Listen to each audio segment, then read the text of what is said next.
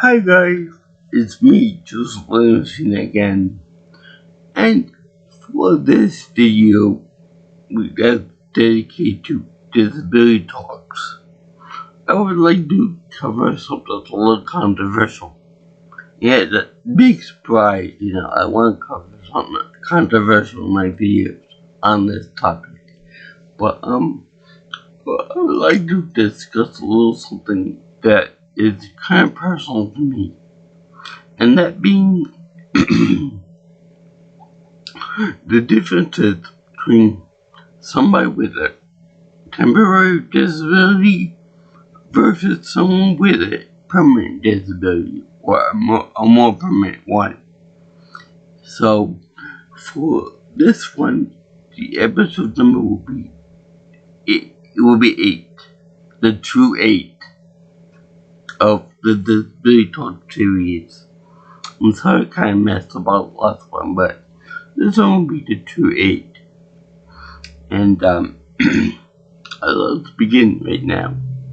Now, I should point out that it will not be considering like people with glasses or contact lenses as being a person with a permanent disability, even though by rights it is. But society has over time accepted those people and made corrections with them to the point that nowadays glasses would be considered to be attractive or say in some cases sexy. In fact, there are some interesting movies dedicated to people with just glasses on that make them look attractive. So I'm not going to be considering that in this thing, even though vision does tend to decrease over time. The ability to see things from a distance or close up does tend to go way over time, but I'm not going to be covering it.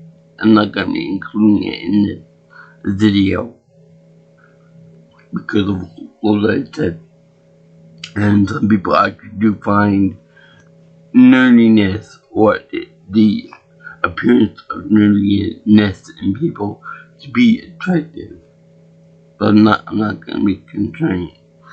But what I will be considering is like temporary accidents or like people on temporary crutches or temporary wheelchairs or temporary casts. When you put your ankle or something or your arm or something like that. Whereas people like me, we probably drive wheelchairs, we probably drive scooters, we probably have crutches, and it's more visible than your average, fall or whatever the case is. Now, let me just start with temporary disabilities, okay? These occur with regular people that have an accident, whether they fall over on something or they fall from a great height or whatever. My height. These people experience like a fracture or a broken leg or a broken arm or something, and they're put into wheelchairs, for mobility purposes, and they quickly learn the psychological trauma that people that have disabilities face, and many of them recover quickly from it. Case in point, someone on crutches has to do with going to school or dealing with books and stuff. They deal with that on a temporary basis of like a month or so. I don't know how quickly bones and whatnot can heal, but that's a temporary thing. And also, for the same matter, is that people are generally more accepting and nicer to those people who have temporary disabilities because they know that that person is more able to do stuff on a regular basis. But aside from the type of the temporary laid out and stuff, and there's also a general feeling of happiness with them because they know that their suffering will be over relatively soon. You always have the people that are crying and, saying, oh, my mobility taken away from me, or oh, I can't go to this party, or I can't go out and go bowling with my friend Roman, or whatever, because they are in wheelchairs or crutches temporarily, and they can't enjoy the quality of life that they thought that they should have. And also, for the same matter, they have their friends to help them out with stuff. There's the friendships that they get from that help them out. That carries over from when they were physically fit. So if they have like a sprained ankle or something from a team sport like football or basketball or soccer or something like that, their friends will help them out. Their friends will carry some of the load for them. They'll open doors for them. They'll be side by side with them all the time. And aid is usually not required, which is a separate thing altogether that will cover another view altogether about AIDS and stuff. And yes, I'm talking about the someone helping you out paid to do so, rather than the actual horrible disease, the autoimmune disease and stuff. And when it comes to people helping out, they're not experiencing the full onslaught of what a person with a permanent disability has to go through. Because again, the temporary, their symptoms are pretty quick to handle.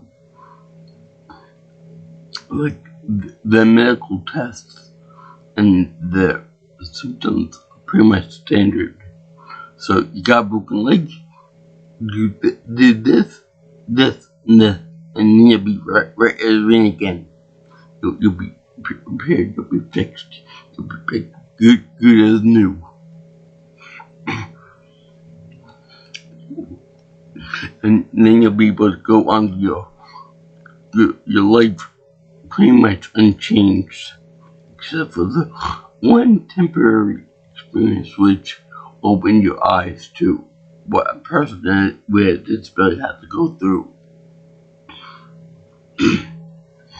And the trauma and the stress level tends to be a little bit lower for those with temporary disabilities because, again, they have help from the previous life experiences, their friends, their relationships, and whatnot.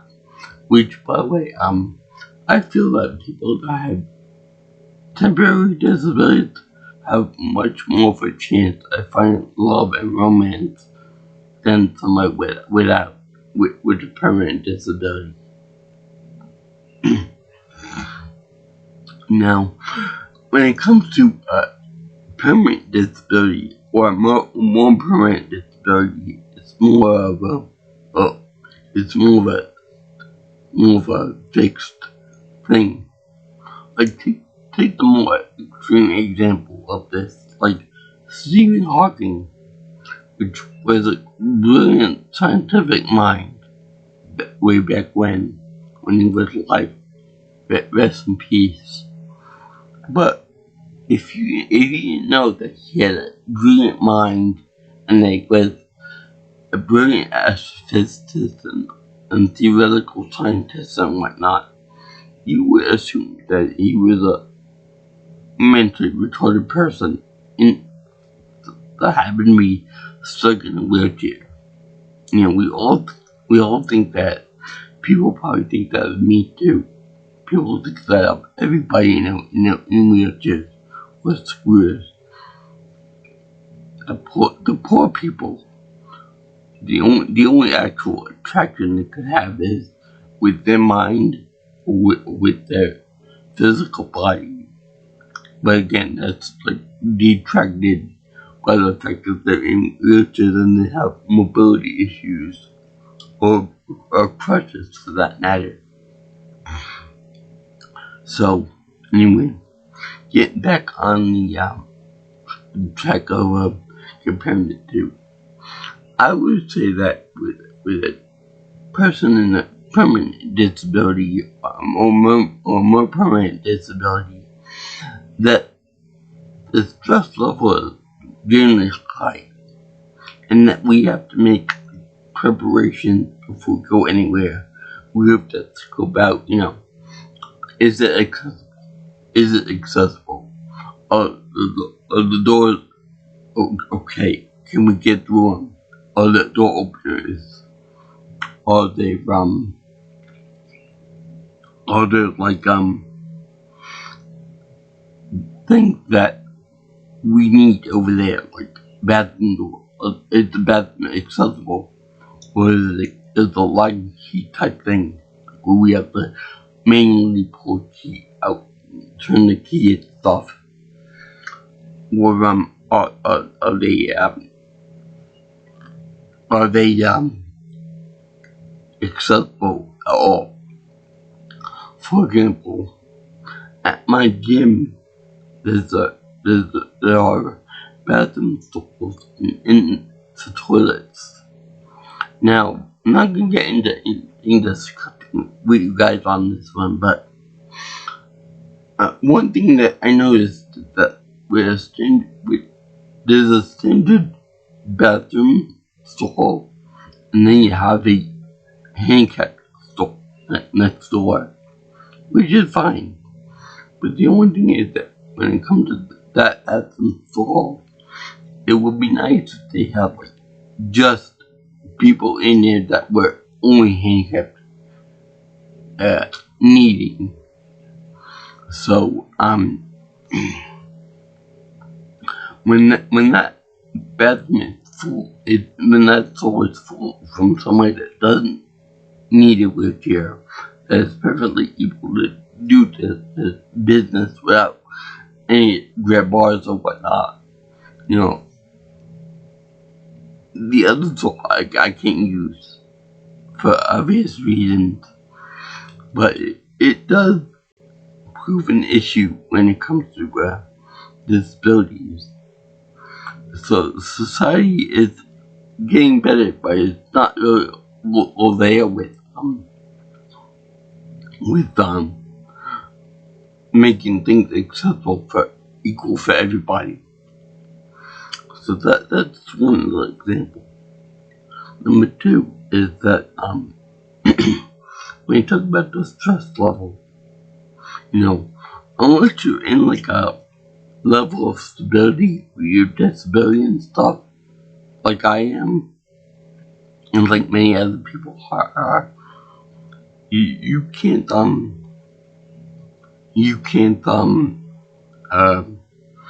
predict what will happen with that person. For example,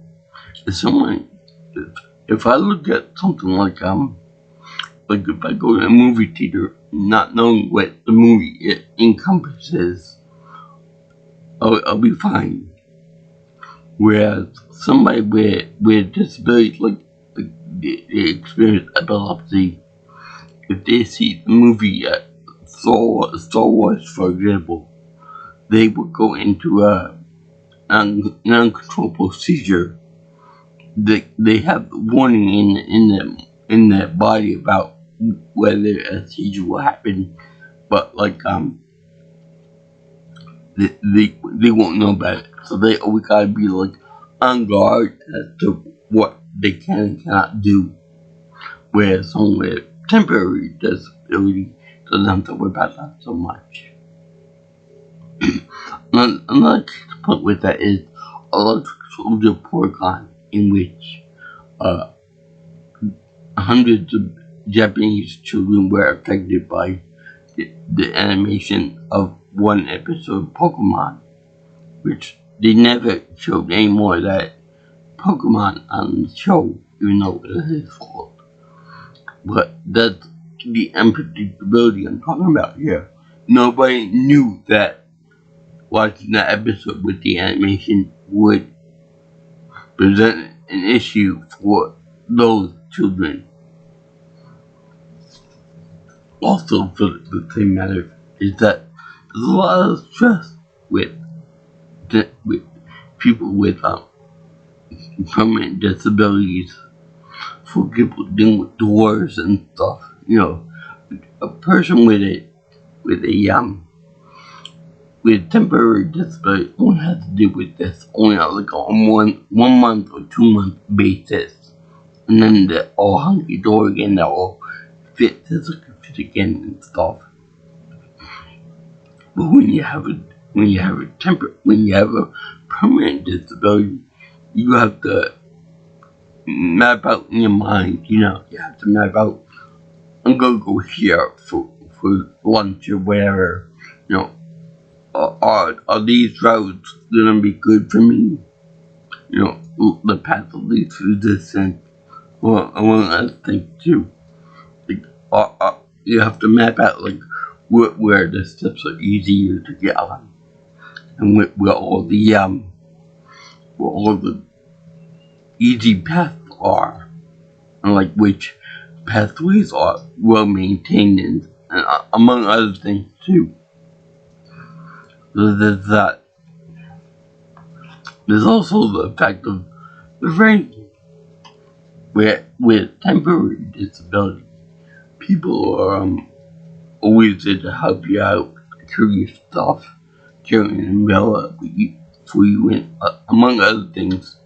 Especially if you are physically attractive, but unless you're really lucky or you work out, there are no people who find those that are disabled to be physically attractive.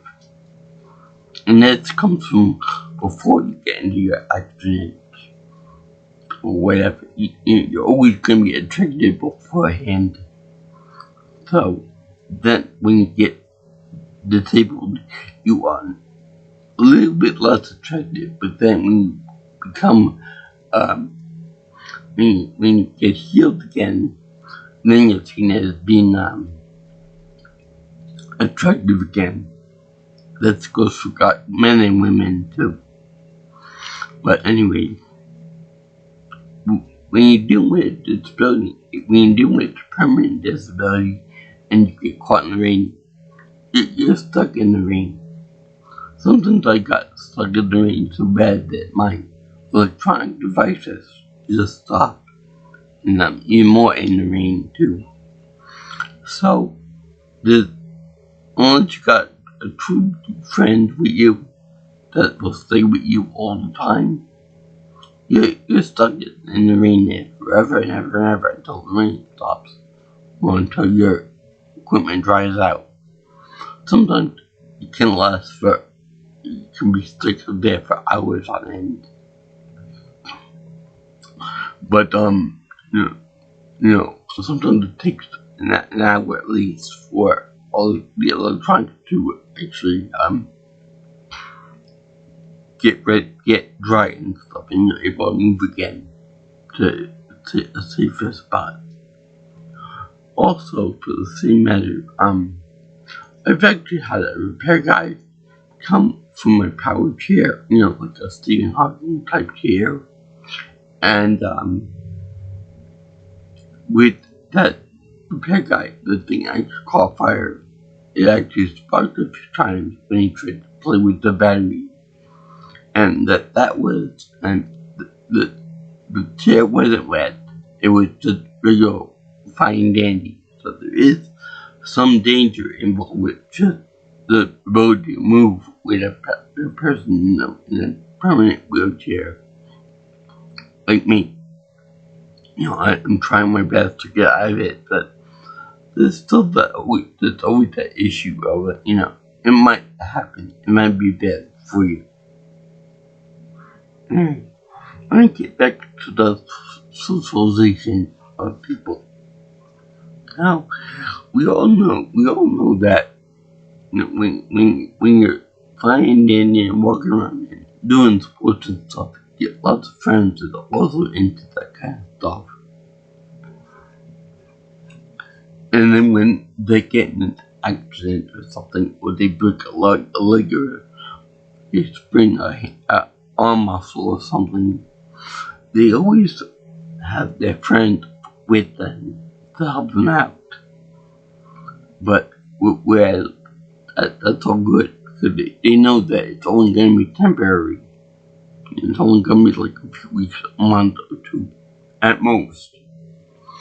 But when you have a permanent disability, there's always the stigma of, ooh, don't go near that person over there. They're cursed. That they might infect you with whatever they have. Yes, indeed.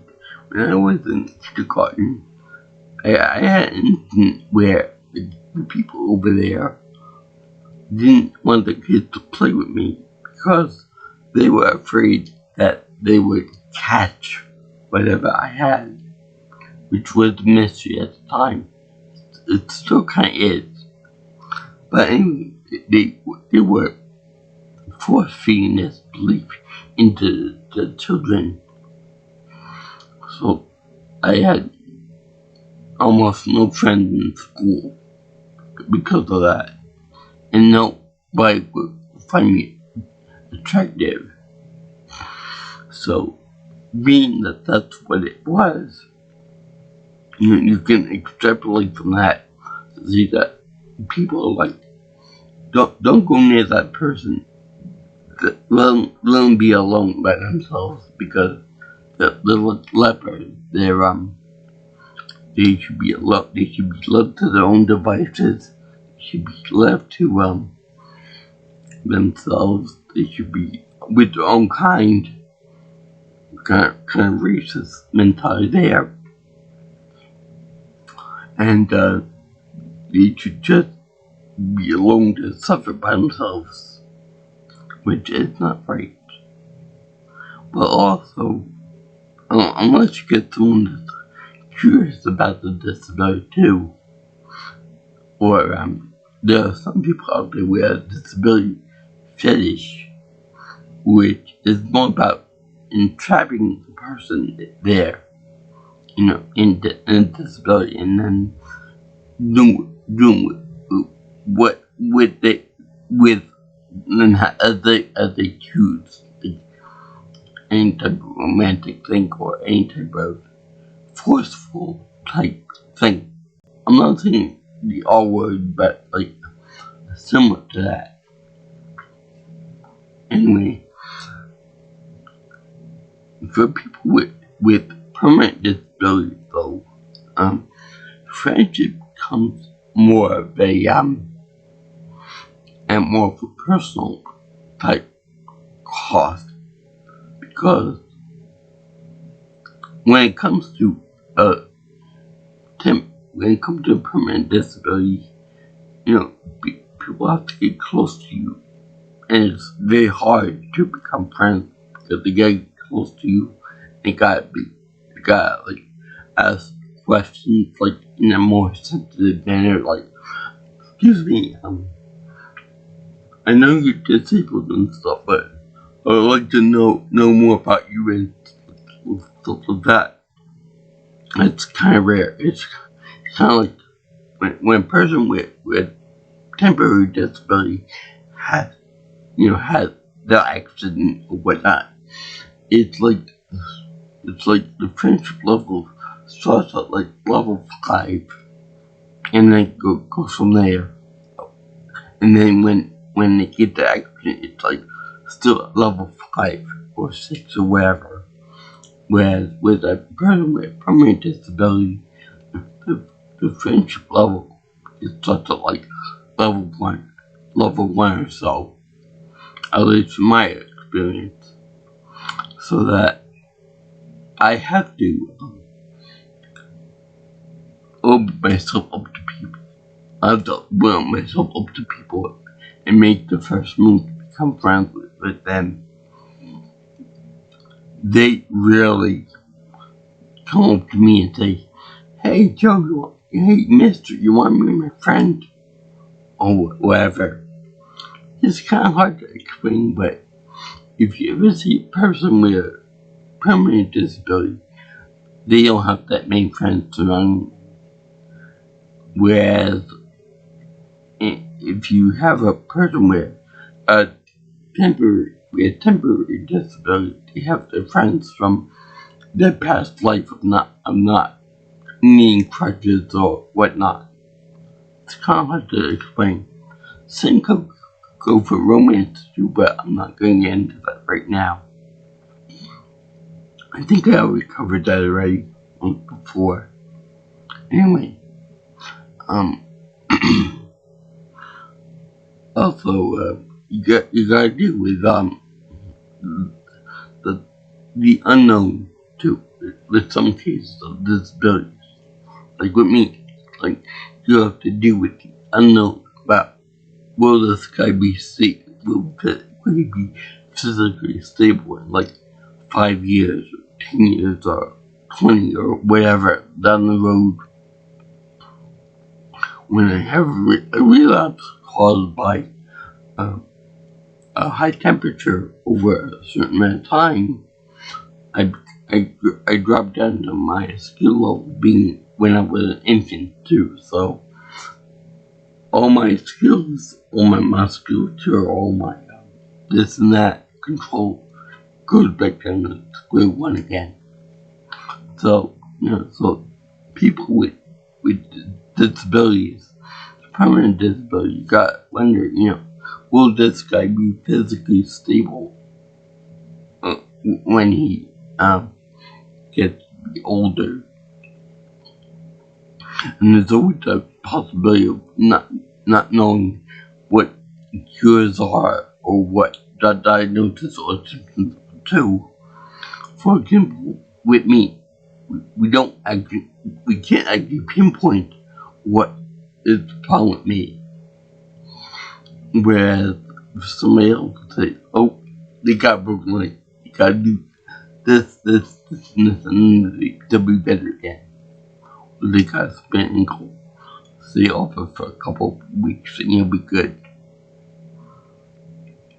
And also, there's also the fact of when somebody transitions to me healthy to having a permanent disability, it's like, I don't know, what am I gonna do? My quality of life will go down the drain. Woe is me, woe is me, until I get used to it, and then there's more of an equilibrium, if you will. So that's that too. So this video has been going over and over again. It's been going all over the place, but I hope you get the idea about the difference between a permanent disability and someone with a temporary disability. There's more of a happiness with temporary disability because it's overall there's more of I know that these symptoms and this pain will go away soon. But I know that I'll be back to my own good self or rotten self with very little lessons learned. But whereas with that, with a permanent disability, there's more of the sadness that we can't do certain things. Like we can't hike up to the top of the Statue of Liberty, for example, or we can't go into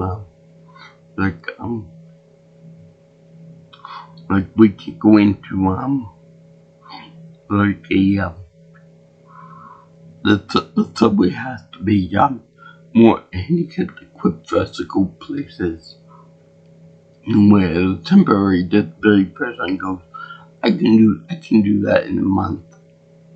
I can do that in a year for all I know. And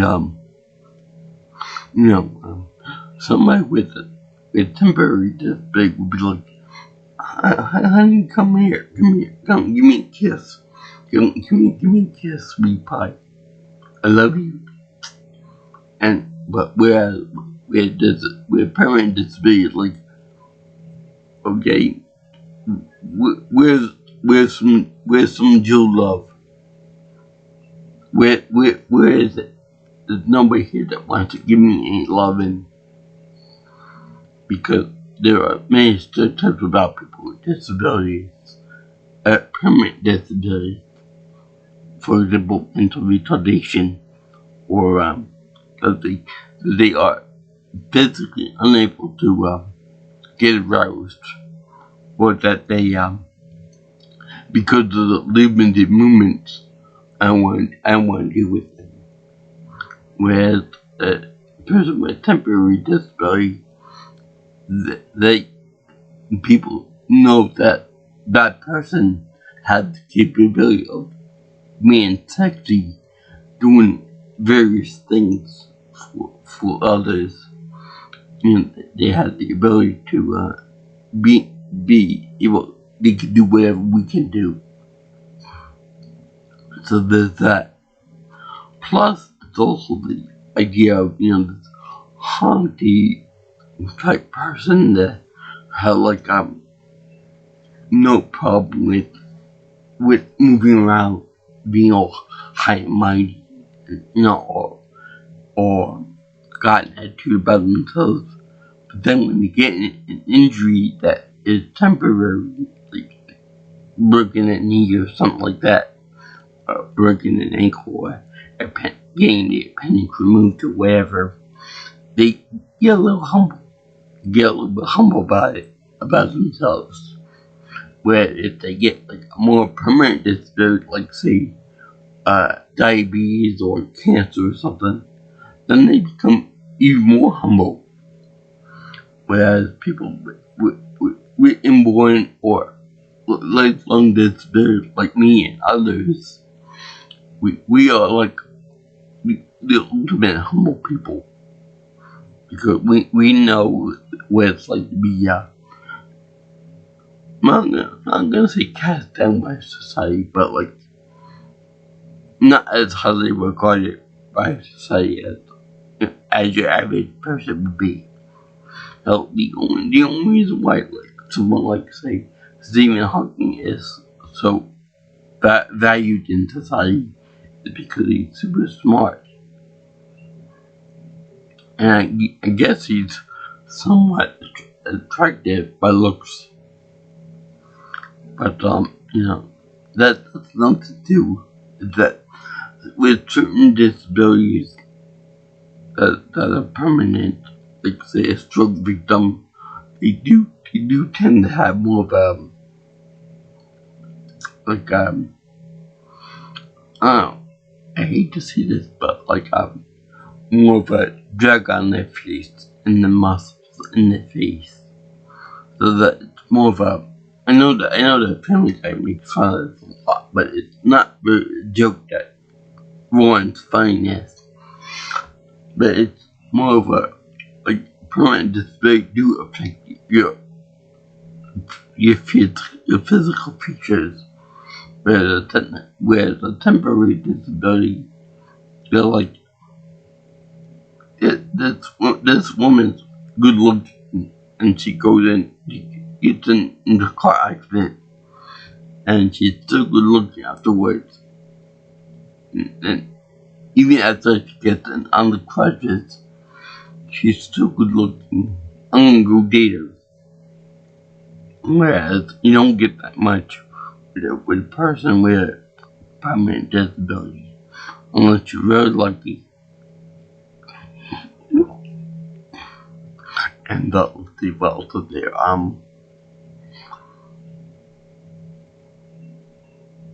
people aren't as willing to help out a person with a with a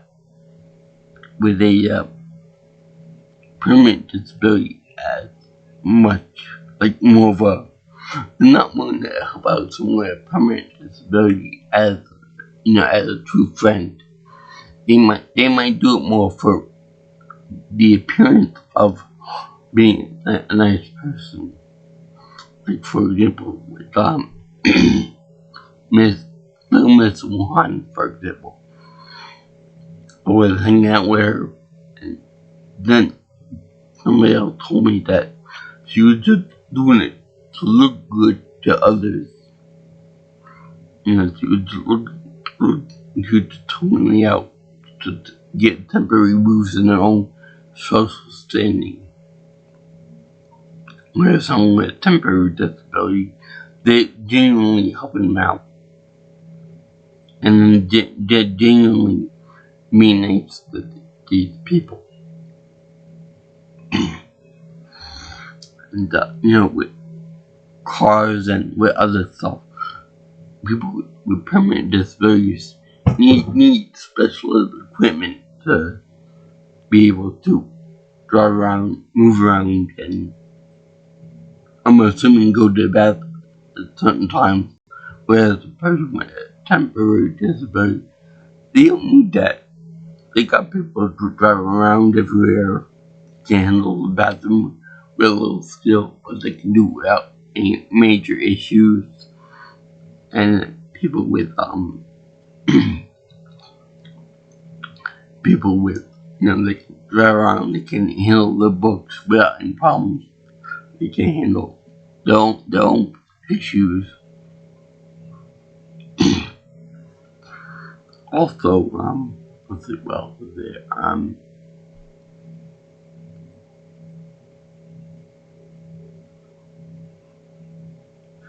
There's also the fact that when people go out with permanent disabilities, other people always perceive them as like, they always look down at them, and they're always saying stuff like, keep fighting the good fight, keep going on. I don't want to know you personally, but keep fighting the good fight. You be the best person that you can be, all this other stuff. Well, you don't get that with a person with a temporary disability, because people know that they can handle themselves, and that there's only, like I keep saying, temporary. For example, when I talk about Terror Challenge, it's like, Joe, I really give you a lot of credit now, because now I know what it's like to deal with that stuff. Yeah, I'll do a video eventually on Terror Challenge, but yeah. So right now, this is just my little treatise on temporary versus permanent disabilities. And yet you can also include blind in it too. Blind people and deaf people in it too, for being permanent disabilities. That blind are like treated a lot differently than someone with a temporary thing, like temporary eye problem or temporary hearing problem, like for people that are hearing impaired and so on and so forth. But I don't have that experience. But also, I think that I gotta admit that I forgot when I talked about my benefits of being disabled. And it's a kind of big one, but especially for me. And I've yet to see a temporary disabled person do this. And that being, whenever we go to a movie theater, I can put snacks and ingredients in my basket of my scooter, cover it with a sweatshirt or something, and no one will be the wiser to it. So I can do that, no problem. You know, candy and treats at movie theaters, that's expensive shit right there. Drinks cost a fortune. Candy is, I'm not buying candy over there. You get more variety of it if you buy it in the store, or whatever. Big a portion too. But also you can also do that with trays too.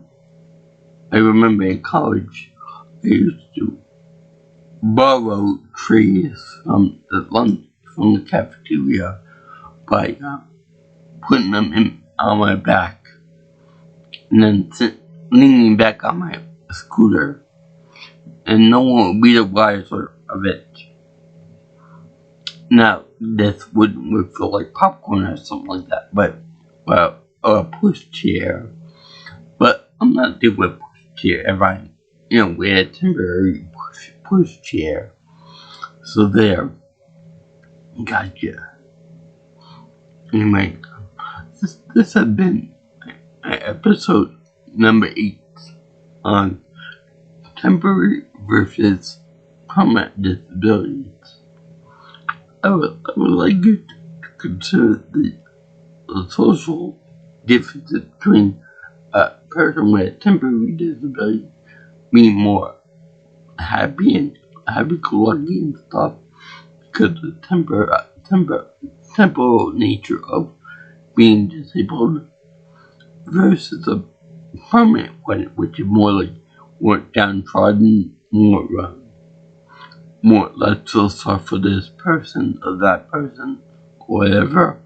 I'm guilty of that too. I'm like, I feel sorry for that person over there, or they're not now finding love as easily as someone with a temporary disability or whatever and whatnot. Because I know what people are like.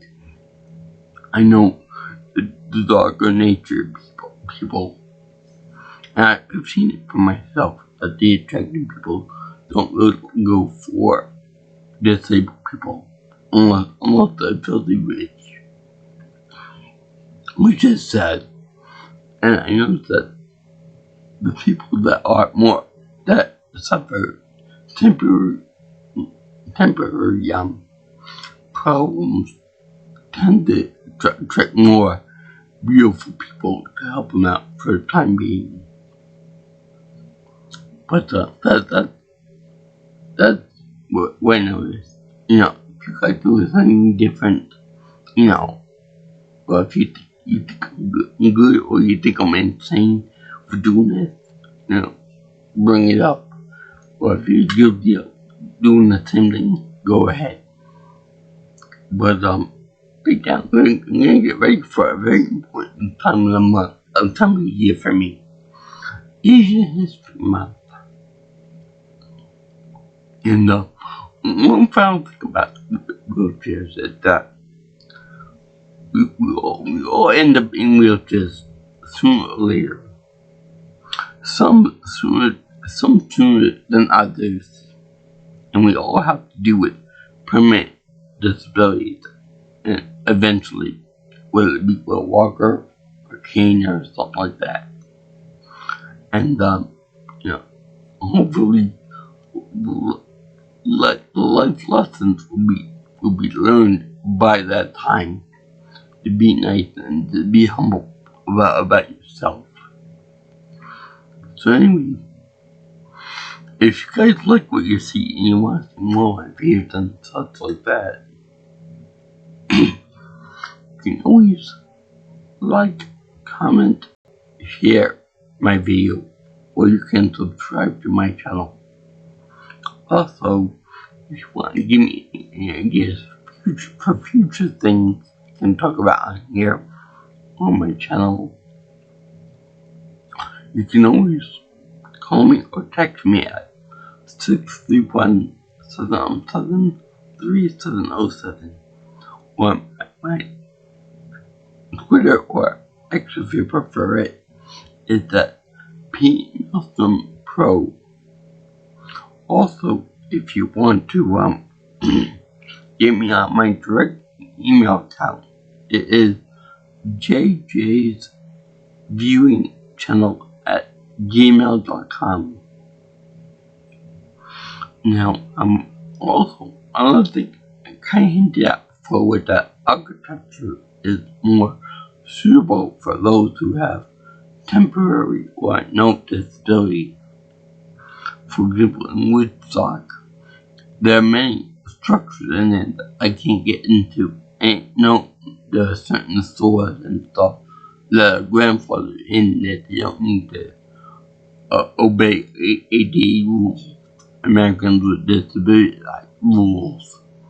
But with permanent disabilities, there's no possible way to get into these buildings and stuff because of societal needs back then.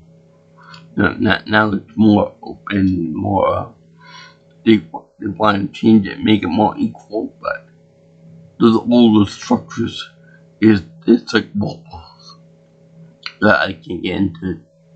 So people with temporary issues, they can have their friends help them out, and so with that. But with someone with a permanent disability, they can't really rely on their friends so much to help them out. And for those that do, it's kind of for certain people, it'd be like kind of like the meaning that they have to have other people help them out. Whereas I guess with temporary disability, people would be like, yeah, could you help me out with this? Could you help me with that? Could you help me with this? Could you do this for me? Could you go get food for me over there? I can get to it myself. Whereas the permanent is more like a knock in the big chunk of pride that we have. For example, but I'm very prideful about what I can and cannot do. If I say, can you get this because I can get through it, that's like a knock at my, and it's like chiseling away at my pride. Can you get this for me? Can you get that for me? Can you do this for me? Each little knock is like a little chisel method from my pride, from my reflective pride. So that's why it's good when people ask people with permanent disabilities, can I help you out with something in a nice way? You need help and stuff, but can I help you with something? Rather than say hey, bud, can you help me? Can you grab this off the top shelf for me? So anyway, that's my spiel for episode 8, permanent of disability talks. Of temporary versus permanent disability. So I salute all you people out there that have temporary or permanent disabilities. And this could also be extended to the war veterans too, that they're all hunky-dory and fine when they go into the service. Then when they come out of service, it's like a big culture shock for them. Like, oh my god, there's so much difficulty in moving around and getting around and stuff. They need to get away from certain things, like in the case of psychological problems, or they need ramps, they need whatever else, because their limbs are chopped off or something, or amputated or something like that. That's something else that you got to take into consideration too. But I salute all you vets that have to deal with that kind of thing. they are definitely permanent disability, whether it be emotional trauma or physical trauma, whatever. Also, for people with permanent disabilities, we also have a very big financial cost to deal with everything from from our equipment to having a specialized equipment put in the vehicle that we can drive. Whereas a temporary person gets like temporary care, like like wheelchairs and crutches and stuff. It's a peanut in comparison to the cost of a medical scooter or walker, switches on the car, and that kind of thing. But anyway, there's that too. So don't get into any permanent accidents, and don't get into any permanent issues. Anyway, peace out, my brothers and sisters, and aloha. I'll see you in the next video.